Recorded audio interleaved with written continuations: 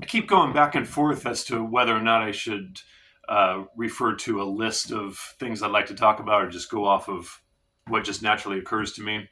There's times after videos I think, oh, I should have mentioned this or I should have mentioned that. But of course, I could just make another video if I feel the need to talk about those things I previously didn't mention. But I have a list today just because there were so many things I wanted to make sure to mention. I think this is a pretty important subject to explore. I've been going through this process of consolidating my record collection down to the records that have been most important to me throughout the years. You know, records that were really important to me when I was a teenager and throughout my development, and then the records that are really important to me now. So there's an instrumental rock category, jazz, classical. There's going to be about six categories of records, and I'm going to share all these in the near future. I think I've got it narrowed down now. Um, but yeah, that's been really helpful and fun to explore that stuff and just to get really clear about what's important to me. And so I want to say right off the bat here that I think no matter where your musical journey takes you, I think it's really important that you stay connected to your roots in whatever ways that make sense to you, because maybe parts of your musical roots don't really resonate with you anymore, but some aspects of it do. Like for me personally, the aspects that still resonate with me that are part of my roots is the sound of the electric guitar, using some distortion or overdrive, playing with, it's kind of a rock groove, but not really. It's really just a straight groove with rock, slightly funk sensibilities. I mean, I really try to just have my own type of groove, which I'm going to get into in another video.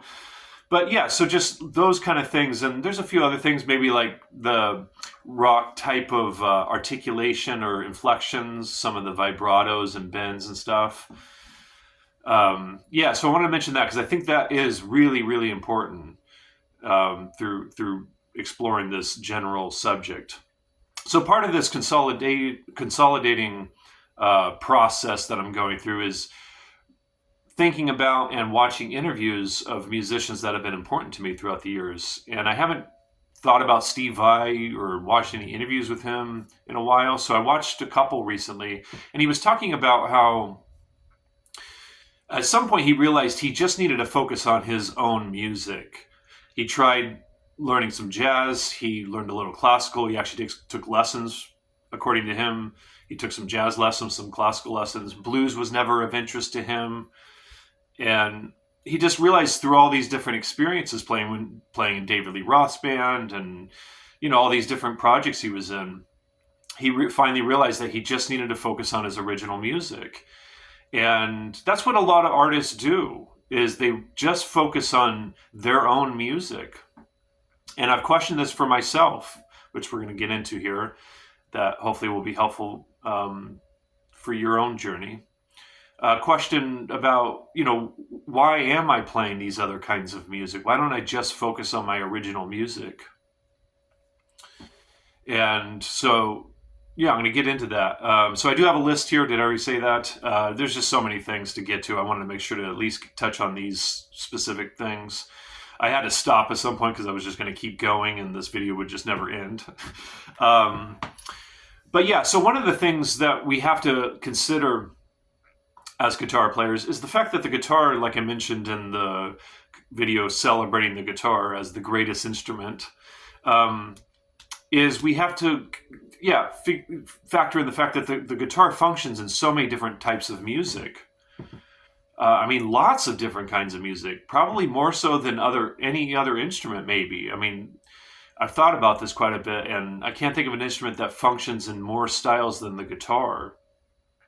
Maybe the piano would be after the guitar. But yeah, either way, the guitar, it just functions in so many different styles. So it can be hard to, if you like a lot of different kinds of music, it can be hard to really narrow down and drill down what it is that you want to do. And, one of the things that we sometimes come up against as guitar players is if we're either giving a guitar lesson or we're in a performance situation or we're just hanging out with friends, maybe at a party, is this expectation that people have about us. You know, if you play guitar, oh, then you must be able to play their favorite style of music or their favorite song. And if you don't know how to play their favorite song, they look at you like, why not? This is one of the greatest songs ever. This type of music is the best music there is.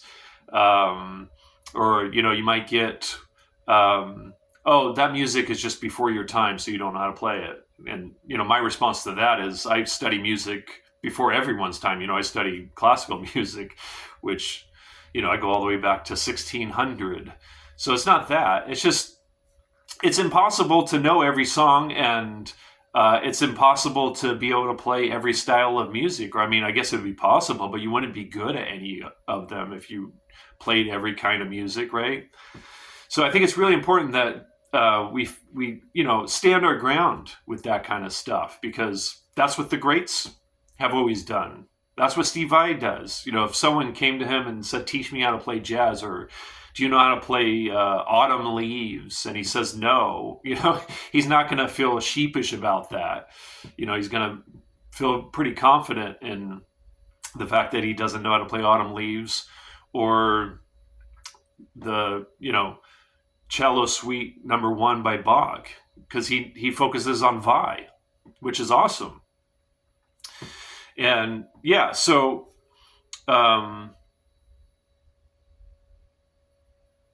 you have to choose ultimately what is most important to you. That's the thing, right? You really have to just focus on what's most important to you.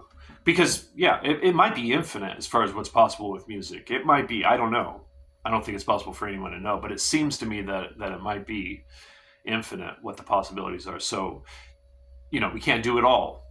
So you really have to go after what is most important to you personally.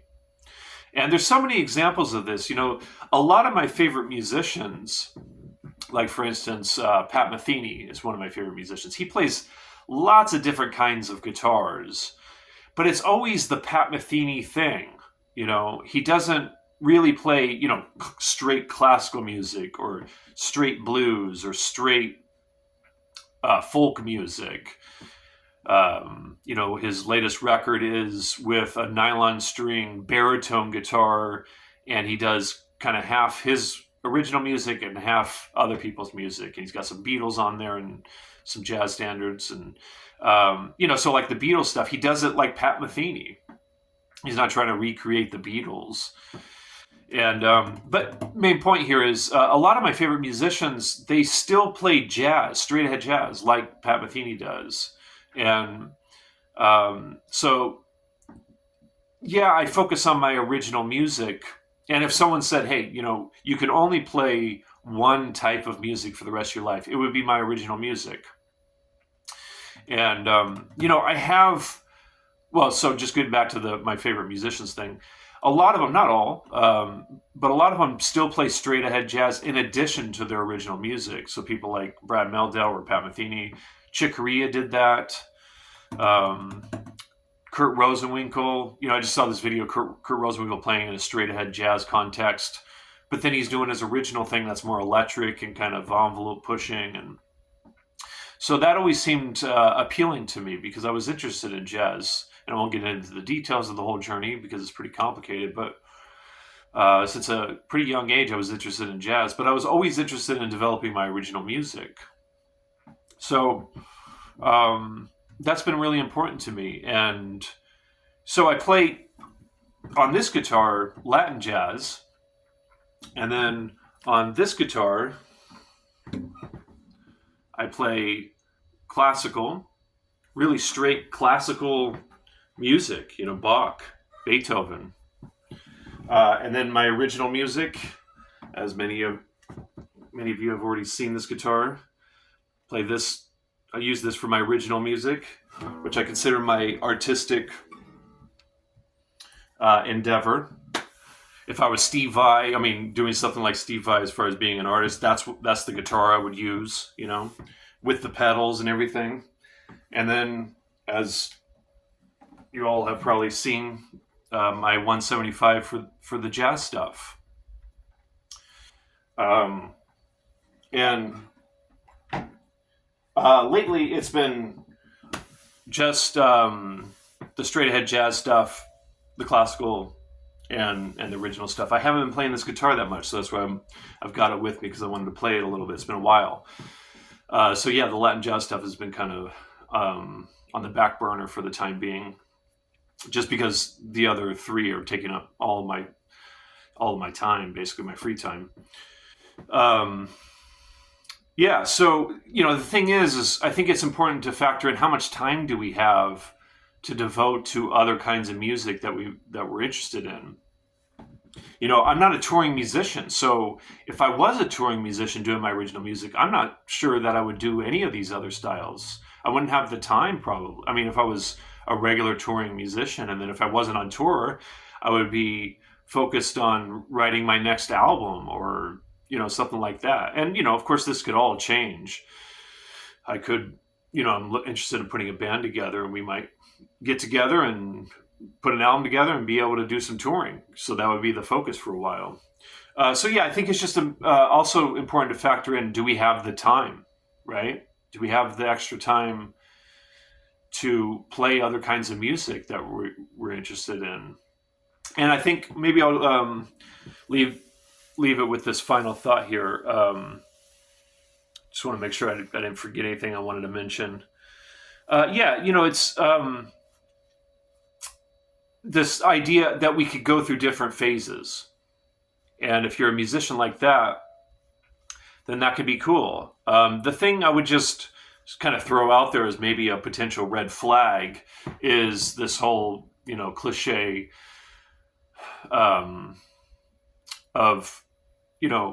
a jack of all trades and a master of none. So is that important to you? Is it important to you? And I don't think anybody masters anything in music. But as far as becoming great or good at a certain kind of music, if that's important to you, then if you're doing a blues phase and then you're on to a jazz phase and then so on and so forth kind of cycle or process, you're probably not going to become good or great at any of those types of music.